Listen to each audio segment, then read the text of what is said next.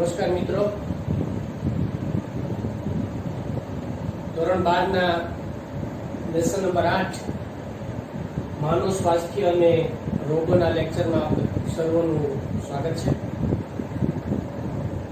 હાલની પરિસ્થિતિ પ્રમાણે આપણે બધા જાણીએ છીએ કે રોગ કેટલીક ગંભીર સમસ્યા ઊભી કરી શકે છે અને એના રિલેટેડ જ તે દરેક જે કોઈ પણ વાતો છે એ આ ચેપ્ટરની અંદર આપણે કરવાની રહેશે.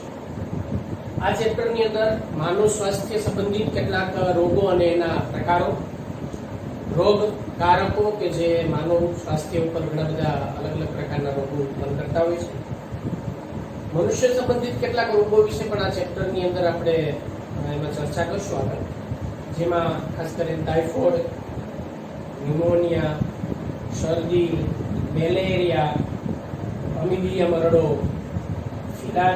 ફિલારિયાસિસ જેને આપણે હાથી પગા તરીકે પણ ઓળખીએ છીએ, અને દાદર અથવા દરાજ કે રિંગવોર્મ તરીકે આપણે ઓળખીએ છીએ.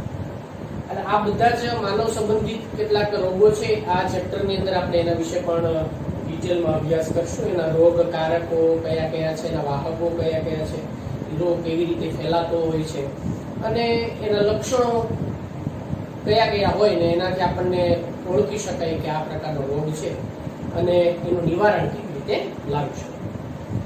આ ઉપરાંત આ બધા રોગોથી બચવા માટે રોગ પ્રતિકારકતાની અંદર કેવો વધારો કરવો, જેથી આપણે આપણી પોતાની ઇમ્યુન સિસ્ટમ વધારી શકાય, રોગ પ્રતિકારકતા વધારીએ જેથી આ રોગો બધા સામે આપણે બચી શકીએ છીએ. આ ઉપરાંત કેટલાક માનવ માટેના કેટલાક જીવલેણ રોગો, જેમાં ખાસ કરીને એઇડ્સ, કેન્સર અને આ ઉપરાંત કેટલાક ઔષધિ અથવા તો જેને અમુક એમાંના ખાસ નશાકારક પદાર્થો જે છે એના વિશેના ચેપ્ટરમાં આપણે ડિટેલમાં ચર્ચા કરવાની રહેશે. તો એમાં સૌથી પહેલા આપણે માનવ સ્વાસ્થ્ય જે છે એ માનવ સ્વાસ્થ્ય વિશેને આપણે જો વાત કરીએ તો સ્વાસ્થ્ય સંબંધિત કેટલીક પ્રાચીન પરિકલ્પનાઓ છે અને કેટલાક એના રિલેટેડ જે છે એના તથ્યો પણ છે જેના વિશેની આપણે ચર્ચા કરીએ. એમાં તો પ્રાચીન પરિકલ્પનાઓ અને એના સંબંધિત કેટલાક તથ્યો વિશેની વાત. પ્રાચીન પરિકલ્પના અને એને સંબંધિત તથ્યો.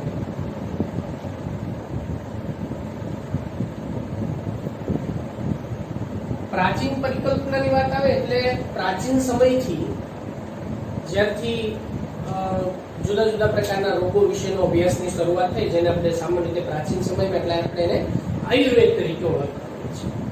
તો આયુર્વેદની જ્યારથી શરૂઆત થઈ ત્યારથી માનવ સ્વાસ્થ્ય અને એના સંબંધિત બાબતો જે છે ધીમે ધીમે ધ્યાનમાં આવતી ગઈ અને એના મત મુજબ એટલે કે પ્રાચીન પરિકલ્પના જે છે જેને આપણે આયુર્વેદ તરીકે ઓળખાય છે, આયુર્વેદના મત મુજબ જો માણસની શારીરિક અને માનસિક આ જે સ્થિતિ છે એને મુખ્યત્વે સ્વાસ્થ્ય તરીકે ઓળખવામાં આવે.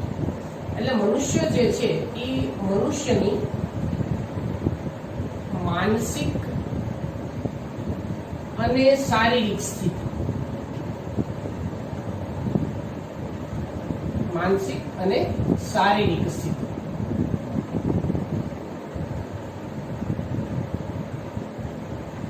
આ બંને બાબતો જે છે એને ખાસ કરીને સ્વાસ્થ્ય સંબંધિત બાબત તરીકે ગણવામાં આવે મુખ્યત્વે.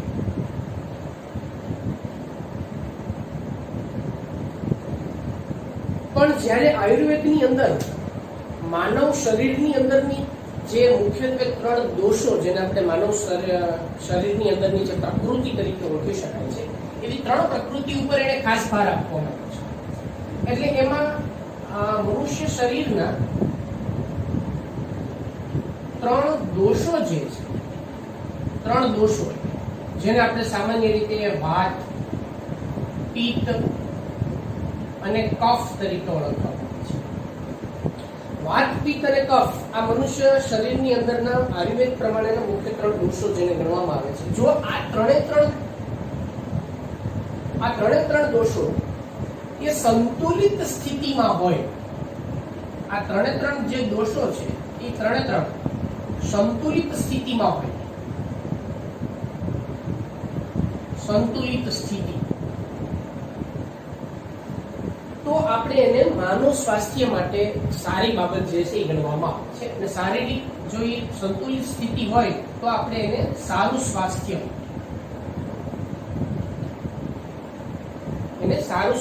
જે છે એ ગણવામાં આવતું છે. એટલે આયુર્વેદ પ્રમાણે આ જે બધી બાબતો જે છે એ બાબતોની અંદરના મુખ્યત્વે આ 3 દોષો જે છે 3 દોષો ઉપર ઘણી બધી બાબત જે છે અસરકારક રીતે એની અંદર ભાગ ભજવવામાં આવે. આના સંબંધિત ઘણા બધા એવા વૈજ્ઞાનિકો જે છે એની અંદરની જો આપણે વાત કરીએ તો એક પ્રાચીન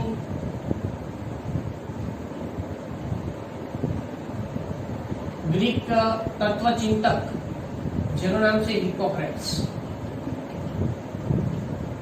આ હિપોક્રેટ્સ જે છે એના દ્વારા પણ આ ત્રણેય બાબતો જે છે એના ઉપર વધારે ભાર આપવામાં આવ્યો છે અને આ પ્રાચીન પરિકલ્પના જે છે એને એના દ્વારા પણ સ્વીકારવામાં આવે છે.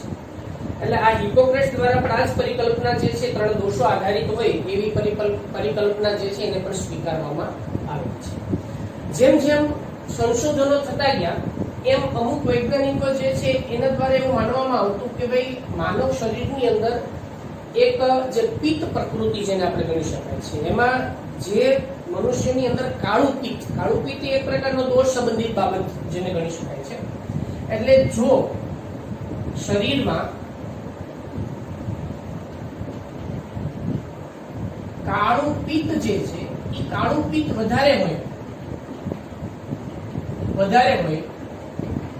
તો આ જે વ્યક્તિ છે કે જેના શરીરની અંદર કાળું પિત્ત વધારે પ્રમાણની અંદર જોવા મળતું હોય એના શરીરનું તાપમાન વધારે રહેતું હોય છે અને એને વધારે એ ગરમ મિજાજ ના હોય થોડાક અને એને તાવની સ્થિતિ જેને આપણે કહી શકાય એ લોકોને વધારે તાવ આવતો હોય છે. એટલે કાળું પિત્ત વધારે હોય તો એક તો એ ગરમ મિજાજી અને બીજી વસ્તુ એ છે કે એને વારંવાર જે છે એ તાવ આવતો હોય છે અને એના શરીરનું તાપમાન જે છે એ સામાન્ય રીતે આપણને વધારે માત્રાની અંદર જોવા મળતું હોય છે. આ બાબત જે છે એ મુખ્યત્વે કાળા પિત્ત ઉપર આધારિત હતી કે કાળું પિત્ત જે છે એ જો શરીરની અંદર વધારે હોય તો આ પ્રકૃતિ જે છે એ વધારે હોય અને એના પરિણામે એની અંદર તાવ જેવી સ્થિતિ જે છે એ ઉત્પન્ન થતી જોવા મળતી હોય છે. પરંતુ આ બાબતની કોઈ ત્યારે સાયન્ટિફિક અભિગમ અથવા તો જેને કહેવાય આપણે વૈજ્ઞાનિક ચોક્કસ રીતે કોઈ સાબિતી જે છે એ પ્રમાણમાં હતી. સમય જતા જેમ જેમ સંશોધનો થતા ગયા એમ વિલિયમ હાર્વે નામના એક વૈજ્ઞાનિક, તો વિલિયમ હાર્વે નામનો જે વૈજ્ઞાનિક છે વિલિયમ હાર્વે, આ વિલિયમ હાર્વે નામના વૈજ્ઞાનિક દ્વારા ધીમે ધીમે માનવ શરીરની અંદર જે રુધિરનું જે પરિવહન તંત્ર છે, રુધિર પરિવહન તંત્ર એના વિશેનો એને ખ્યાલ લીધો. રુધિર પરિવહન તંત્ર વિશે જે એને સાબિતી આપી અને એની સાથે સાથે થર્મોમીટરની જ્યારથી શોધ થઈ અને આ થર્મોમીટરની મદદ વડે જે મનુષ્ય શરીરનું જે તાપમાન છે બરાબર, એ તાપમાન સંબંધિત કેટલીક બાબતો જે છે એની માહિતી ત્યારે પ્રાપ્ત થઈ અને એના પછી ખ્યાલ આવ્યો કે ભાઈ જેને આપણે કાળું પિત્ત તરીકે અહીંયા જેને ગણીએ છીએ એ કાળું પિત્ત જેના શરીરની અંદર વધારે હોય એનું જે સ્વભાવ છે એ ગરમ મિજાજી હોય અથવા તો એને તાવ આવવાની શક્યતાઓ એમાં વધારે રહેતી હોય છે. એ બાબતને અહીંયા ખોટી સાબિત કરવામાં આવેલી છે. એટલે વિલિયમ હાર્વે રુધિર પરિવહન તંત્ર જે છે એના આધારે અને થર્મોમીટરના મદદ વડે આ જે પ્રાચીન પરિકલ્પના જે હતી એ પ્રાચીન પરિકલ્પના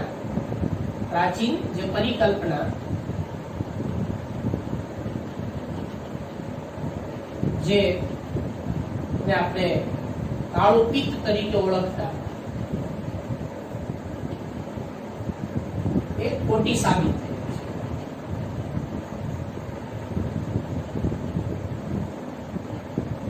એટલે આમ ધીમે ધીમે ઘણા બધા અલગ અલગ પ્રકારના જે કોઈ પણ સંશોધનો જે છે એ સંશોધનો એની અંદર ધ્યાનમાં આવતા છે. તો વર્ષો પછી જેમ જેમ સંશોધનો થતા ગયા એમ વૈજ્ઞાનિકો દ્વારા એક બાબત જે છે એ સામે આવી કે આપણા શરીરની અંદર પ્રતિકારક તંત્ર જે છે આપણા શરીરનું રક્ષણ કરે છે અને આ પ્રતિકારક તંત્ર જે છે એ ચેતાતંત્ર અને અંતઃસ્ત્રાવી તંત્ર દ્વારા પ્રભાવિત થતું જોવા મળતું હોય છે. એટલે ચેતાતંત્ર અને અંતઃસ્ત્રાવી તંત્ર જે છે એ પ્રતિકારક તંત્ર ઉપર અસર કરે છે અને જેના પરિણામે રોગ થવાની સંભાવના જે છે એ એમાં વધી જતી જોવા મળતી હોય છે. હવે એના પછી આપણે વાત કરીએ કે સ્વાસ્થ્યને પ્રભાવિત કરતી કેટલીક બાબતો છે. આ બાબતો વિશે પણ આપણે સમજવું જરૂરી છે. તો માનવ સ્વાસ્થ્યને પ્રભાવિત કરતી જો બાબતો જે છે એના વિશે આપણે જો સૌથી પહેલા વાત કરીએ તો એની અંદર એક છે જનીનિક ખામી. જનીનિક ખામી એટલે શું? આપણે આનુવંશિકતા અને ભિન્નતાના ચેપ્ટરની અંદર એના વિશે ડિટેલમાં તમે અભ્યાસ કરશો કે માતા પિતામાંથી કેટલાક આનુવંશિક લક્ષણો જે છે એ માતા પિતામાંથી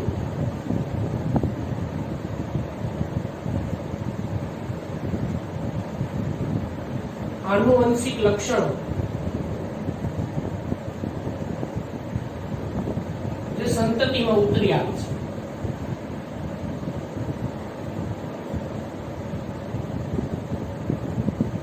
આ જે લક્ષણો સંતતિમાં ઉતરી આવતા હોય એની અંદર કેટલીક બાબતોની અંદર વિકૃતિ જોવા મળતી હોય છે. આ વિકૃતિને આપણે જનીનિક વિકૃતિ તરીકે ઓળખતા હોય છે. આ જનીનિક વિકૃતિ જે છે એ જનીનિક વિકૃતિ જેના પરિણામે કેટલાક માણસના જે શરીર અને વિવિધ પ્રકારના અંગો જે છે એ અંગોની અંદર આપણે કેટલીક ખામી જોવા મળતી હોય છે, જેને આપણે સામાન્ય રીતે કેટલીક ખોડખાપણ તરીકે પણ ઓળખતા હોય છે. તો આ જે ખોડખાપણ છે એને આપણે જનીનિક ખામી તરીકે ઓળખતા હોય છે. અને જનીનિક ખામી જે છે એની અંદર ઘણી બધી અલગ અલગ પ્રકારની બાબતોનો સમાવેશ થાય. પછી રુધિર સંબંધિત હોય, શરીરની અંદરની ત્વચાને સંબંધિત હોય કે પછી રુધિર ગંઠાવાની પરિસ્થિતિને સંબંધિત. એટલે એ છે જનીનિક ખામી. બીજી વસ્તુની જો આપણે વાત કરીએ તો બીજી બાબત જે માનવ સ્વાસ્થ્યને પ્રભાવિત કરતી હોય છે એ છે ચેપ. હવે ચેપ એટલે શું? ચેપ એટલે કે ઘણા બધા અલગ અલગ પ્રકારના જે રોગકારકો છે એ રોગકારકો દ્વારા માનવ શરીરની અંદર આ રોગકારકો જે છે કોઈ પણ માધ્યમથી, ખોરાકથી હોય, પાણીથી હોય, દૂષિત હવાથી હોય કે કોઈ પણ દ્વારા શરીરની અંદર પ્રવેશતા હોય છે. શરીરની અંદર પ્રવેશે અને એના દ્વારા શરીર ઉપર જે કોઈ પણ એની પ્રભાવી અસરો જે આપણને જોવા મળતી હોય, પ્રભાવિત અસરો જે જોવા મળતી હોય, જેને પરિણામે આપણે રોગ થયો હોય એવું આપણે એને કહી શકાય, જે સામાન્ય રીતે આપણે ચેપ તરીકે ઓળખતા હોઈએ છીએ. એટલે ચેપ જે છે આપણે શું કરે છે આ બધાથી? તો કે આપણા જે પ્રતિકારક તંત્ર જે છે એ એના દ્વારા નબળું પડતું હોય છે, જેથી રોગ થવાની શક્યતા જે છે એ વધી શકતી હોય છે. ત્રીજી અને સૌથી અગત્યની બાબત જેને આપણે ગણી શકાય એ છે આપણી જીવનશૈલી. જીવનશૈલીની અંદર આપણે રોજિંદી ઘણી બધી બાબતોનો જે સમાવેશ જે છે એની અંદર કરતા હોય છે. એમાં જો ખાસ કરીને આપણે વાત કરીએ તો એ છે આપણે જે ઉપયોગમાં લઈએ છીએ એ છે ખોરાક. બીજું પાણી, પીવા માટે ઉપયોગમાં લેવાતું પાણી અને શ્વાસમાં લેવાતી જે હવા છે એ હવા, પાણી અને ખોરાક જે છે એ શુદ્ધ હોવા જરૂરી છે અને ખોરાક જે છે પૌષ્ટિક હોવો જરૂરી છે. પાણી પીવા લાયક હોવું જરૂરી છે અને હવા જે છે એ પ્રદૂષણ રહિત હોવી જરૂરી છે. એટલે જેથી કરીને આપણે શ્વાસમાં જે હવા લઈએ છીએ શ્વાસ લેવામાં એમાં કોઈ તકલીફ ન પડે એવી હવા જે છે એ પ્રદૂષણ વિહીન હોવી પણ જરૂરી છે. આ ઉપરાંત આપણે જો બીજી વાત એની અંદરની ખાસ કરીએ તો એ છે તો પૂરતો આરામ. શરીરને પૂરતો આરામ જે છે એ મળી રહેવો જરૂરી છે. માનવામાં આવે છે કઈ કે સામાન્ય રીતે 6 થી 7 કલાકની ઊંઘ જે છે એ પૂરતી લેવી જરૂરી છે, જેથી કરીને બોડી જે છે, શરીર જે છે આપણું રિફ્રેશ થાય, કાર્યક્ષમતાની આપણે વધારવી શકે છે. પૂરતો આરામ અને સાથે આપણે બીજી વાત એની અંદર જો ખાસ કરીએ તો એ છે વ્યાયામ. અને અત્યારના સમયમાં જેના જે યોગ જે છે અથવા યોગિક સાયન્સ જે છે એનો પણ પ્રયાસ ધીમે ધીમે જે વધતો જાય છે અને જરૂરી છે. તો વ્યાયામ અને યોગ એ પણ આપણા જીવનશૈલીનો એક ભાગ હોવો જરૂરી છે. સામાન્ય રીતે હોતો નથી પણ એ ભાગ જે છે જીવનશૈલીની અંદર આપણે ઉમેરવો અથવા જીવનશૈલીમાં હોવો જરૂરી છે. તો જ શરીરની અંદર જે પ્રતિકારક તંત્ર છે એ પ્રતિકારક તંત્રની અંદર આપણે રોગ પ્રતિકારક તંત્રમાં વધારો કરી શકીએ છીએ અને સુવ્યવસ્થિત અને રોગમુક્ત જીવન જે છે એ આપણે જીવી શકીએ છીએ. તો આ બધી જ બાબતો જે છે માનવ સ્વાસ્થ્ય ઉપર સામાન્ય રીતે અસર કરતી આપણને જોવા મળતી હોય છે. હવે આપણે જે ની વાત કરી છે ભાઈ સ્વાસ્થ્ય, તો તો આ જે સ્વાસ્થ્ય જેને આપણે ગણીએ છીએ, સ્વાસ્થ્ય એ સ્વાસ્થ્ય એટલે શું? અત્યારે એવું છે કે આપણે સ્વસ્થ રહીએ, શરીરની અંદરથી જે રોગ છે એ રોગ એમાં ન હોય, બરાબર, અને સ્વસ્થ રહીએ તો એ બાબતને સામાન્ય રીતે આપણે સ્વાસ્થ્ય તરીકે. જો ટૂંકી વ્યાખ્યા આપણે આપીએ સ્વાસ્થ્ય વિશેની, તો શરીરમાં રોગની અનુપસ્થિતિ, શરીરમાં રોગની અનુપસ્થિતિ. આ જે રોગની અનુપસ્થિતિ જે છે શરીરની અંદર, એને આપણે સામાન્ય રીતે સ્વાસ્થ્ય તરીકે ઓળખીએ છીએ. એટલે કે સ્વાસ્થ્ય જે છે શરીરની અંદર રોગ વિહીન, જે રોગ મુક્ત શરીર હોવું, એને આપણે સામાન્ય રીતે સ્વાસ્થ્ય તરીકે લખાવીએ છીએ. હવે સ્વાસ્થ્યની અંદર બે બાબતોનો સમાવેશ થાય છે. સામાન્ય રીતે સ્વાસ્થ્યની અંદર આમ તો મુખ્યત્વે 3 બાબતોનો સમાવેશ આપણને થતો જોવા મળતો હોય છે. એમાં એક છે માનસિક સ્વસ્થતા અને બીજું છે શારીરિક સ્વસ્થતા. તો માનસિક અને શારીરિક આ બંને બાબતની અંદર જો કોઈ પણ વ્યક્તિ તંદુરસ્ત હોય તો એ વ્યક્તિને આપણે સ્વસ્થ અથવા તો રોગ મુક્ત વ્યક્તિ તરીકે ઓળખવામાં આવે છે. એટલે તો આપણે એવું કહી શકાય કે ભાઈ એની જે શારીરિક સ્થિતિ છે એ સારી છે અને એ સ્વસ્થ વ્યક્તિ છે. એટલે અહીંયા જ આપણે ચર્ચા કરી ભાઈ જીવનશૈલીનો ઘણો બધો આધાર જે છે એ મનુષ્ય સ્વાસ્થ્ય ઉપર આપણને જોવા મળતો હોય છે. દરેક વ્યક્તિ એવું જ ઈચ્છતા હોય, આપણે આગળ વાત કરીએ કે ભાઈ પોતાનું સ્વાસ્થ્ય જે છે એ સારું હોય. અને જો સારું સ્વાસ્થ્ય હોય તો એની ઘણી બધી જે સારી અસરો જે છે એ એમાં જોવા મળે છે. તો સારું સ્વાસ્થ્ય હોય તો વ્યક્તિ જે છે એની કાર્યક્ષમતામાં વધારો થાય. સ્વાભાવિક વસ્તુ છે કે જો વ્યક્તિ સ્વસ્થ હોય તો એની કાર્યક્ષમતા વધારે કાર્ય કરી શકે છે. તો પહેલી બાબત આપણે એવું ગણી શકાય કે એની કાર્યક્ષમતામાં વધારો થાય છે. વ્યક્તિ જે છે એ વ્યક્તિની કાર્યક્ષમતામાં વધારો થાય છે.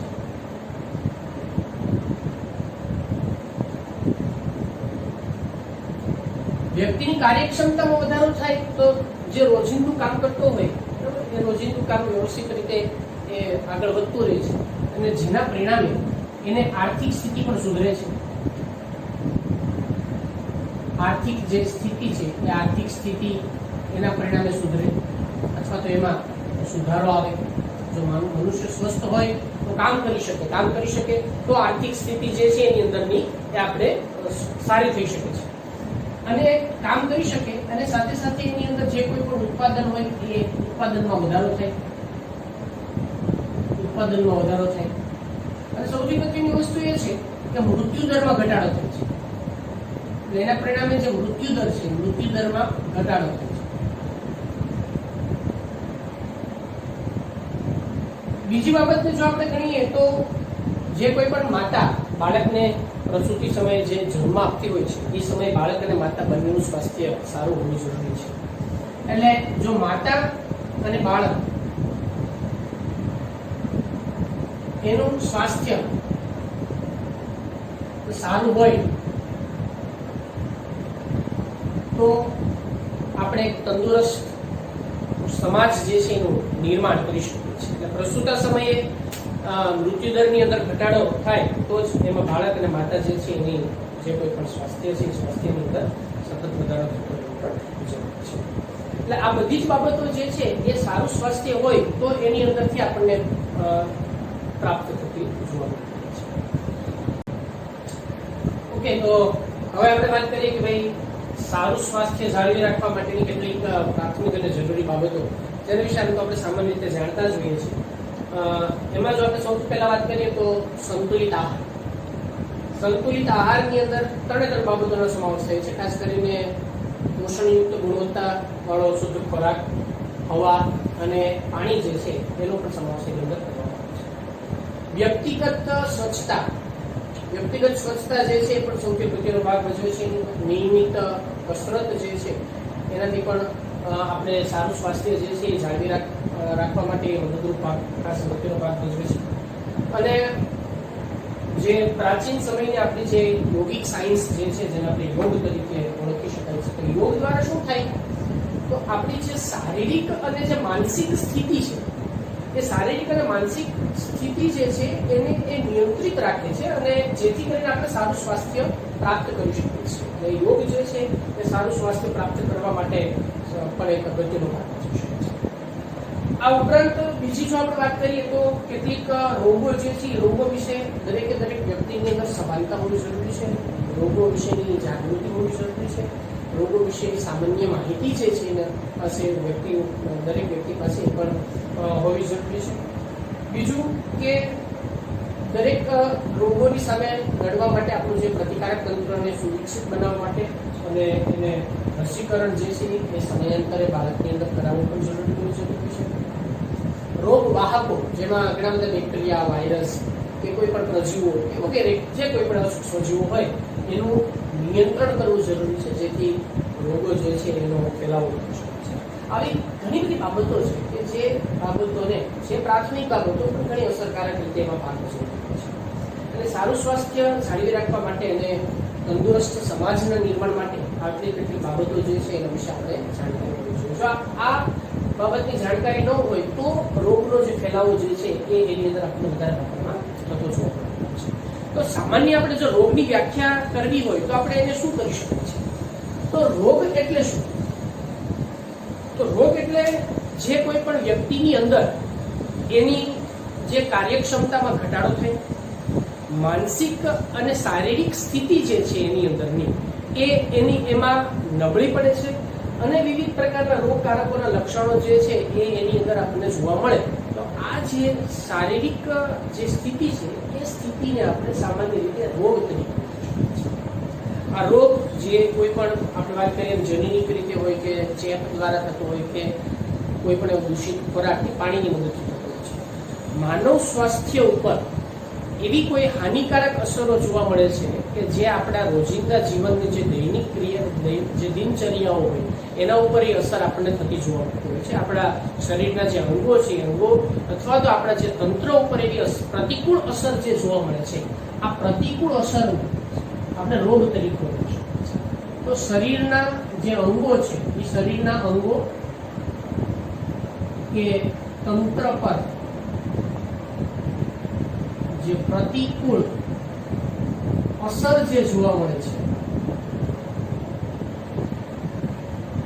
એને આપણે રોગ કહીએ છીએ.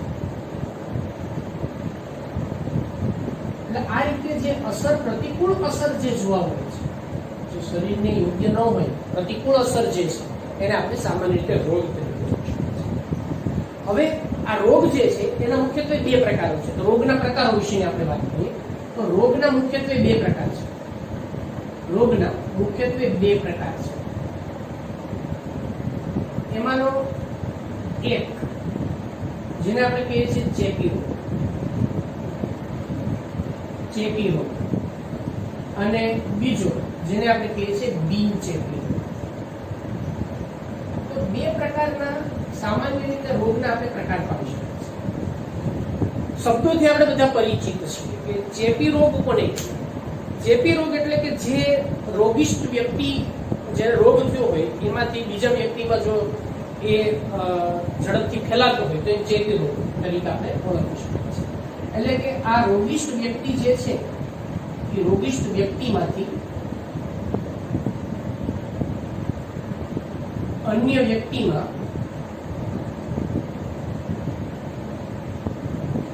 એનો ફેલાવો થાય છે.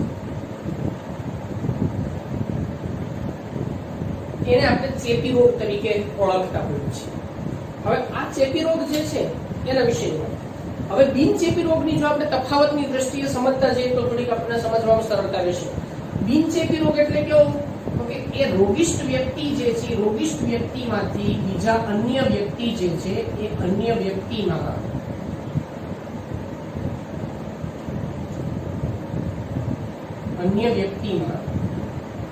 એ જે રોગ જે છે એ ફેલાતો નથી.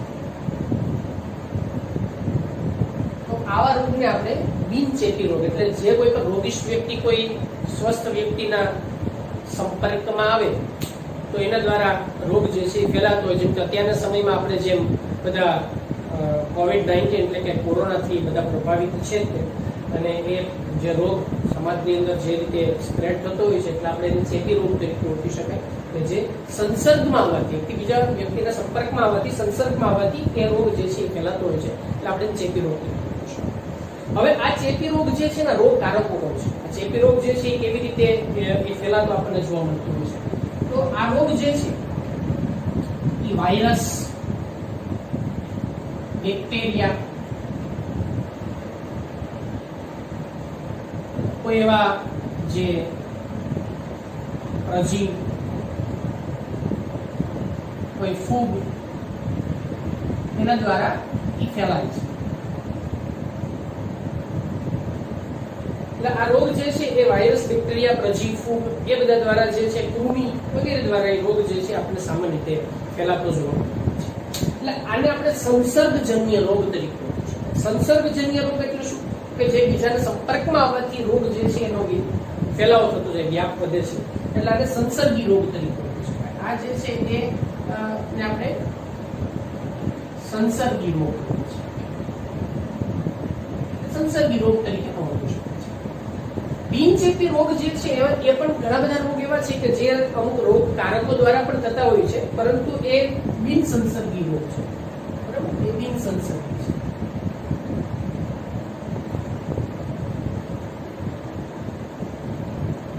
આપણે બિનસંસર્ગી રોગ તરીકે પણ ઓળખવામાં આવે છે. હવે કેટલાક રોગો જે છે એના વિશે આપણે ઉદાહરણ જોઈએ. જેમ કે ચેપી રોગની આપણે વાત કરીએ, કેટલાક રોગ એવા છે કે જે ચેપી રોગ તરીકે એમાં ઘણી વખત ઝડપથી ફેલાતા જોવા મળતા હોય છે. જેમ કે અત્યારના સમયની થી ઉદાહરણની જો આપણે વાત કરીએ તો કોરોના વાયરસ અથવા તો કોરોના, એને આપણે COVID-19 તરીકે ઓળખતા હોય છે. આ સિવાય એમાં ન્યુમોનિયા,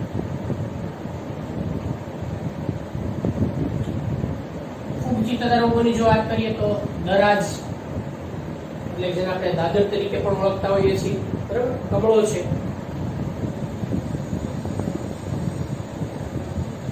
આ બધા રોગો જે છે એની અંદર ફેલાતો. ખાસ કરીને જીવલેણ અને ગંભીર રોગો વિશે જો આપણે ઉદાહરણ તરીકે વાત કરીએ તો એ છે એઇડ્સ. એઇડ્સ જે છે એ જીવલેણ રોગ છે. એઇડ્સ જે છે ને આપણે જીવલેણ ચેપી રોગ તરીકે તેને ગણવામાં આવે છે. હવે બીજી વાત કરીએ આપણે તો બિનચેપી રોગો જે છે, બિનચેપી રોગો શેના વડે થતા હોય છે? તો ઘણા બધા કારણો છે બિનચેપી રોગો થવા માટેના, જેમાં ખાસ કરીને ખોરાક જે છે એનાથી પણ રોગ થઈ શકે છે. બરાબર, આ ઉપરાંત એની અંદર કોઈ એવા વિકિરણીય અસરો જે છે એના પરિણામે પણ રોગ જે છે એ બિનચેપી રોગ તરીકે પણ એની અંદર આપણને થઈ શકતા જોવા મળતો હોય છે. જનીનિક વિકૃતિ જે છે એના દ્વારા પણ આ રોગ જે છે એ થતો જોવા મળતો હોય છે. કુપોષણ જે છે એના દ્વારા પણ એ રોગ જે છે એ થતો જોવા મળતા હોય છે. ઘણા બધા રોગો જે છે એ ઘણા બધી બાબતોનો સમાવેશ એની અંદર કરી શકાય છે. તો એમાં કુપોષણ, જનીનિક વિકૃતિ, કસરતનો અભાવ, આ બધી બાબત જે છે એના દ્વારા પણ બિનચેપી રોગો કેટલાક એમાં આપણને જોવા મળે છે. કેટલાક આના ઉદાહરણ જે છે એના વિશે આપણે જો વાત કરીએ તો ડાયાબિટીસ.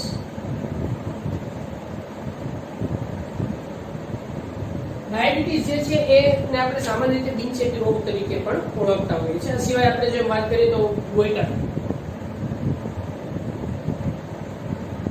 અને કેન્સર, આ બધા જે રોગો જે છે જેને આપણે બિનચેપી રોગો તરીકે સામાન્ય રીતે ઓળખતા હોઈએ છીએ. તો રોગોના મુખ્યત્વે બે પ્રકાર છે, ચેપી રોગ અને બિનચેપી રોગ.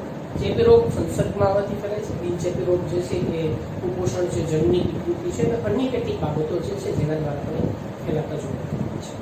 એ બિનસંસર્ગી છે, જ્યારે આ જે છે સંસર્ગી રોગ છે અને ઘણા બધા ઉદાહરણો જે છે એના આ મુજબ જોવા મળતા છે. તો રોગ વિશેની કેટલીક પ્રાથમિક બાબતો જે છે એના વિશેની વાત આપણે અહીંયા પૂરી થાય છે. આગળ આપણે માનવ સ્વાસ્થ્ય ને સંબંધિત કેટલાક રોગો જે છે એની વાત આપણે આગળના ટોપિકમાં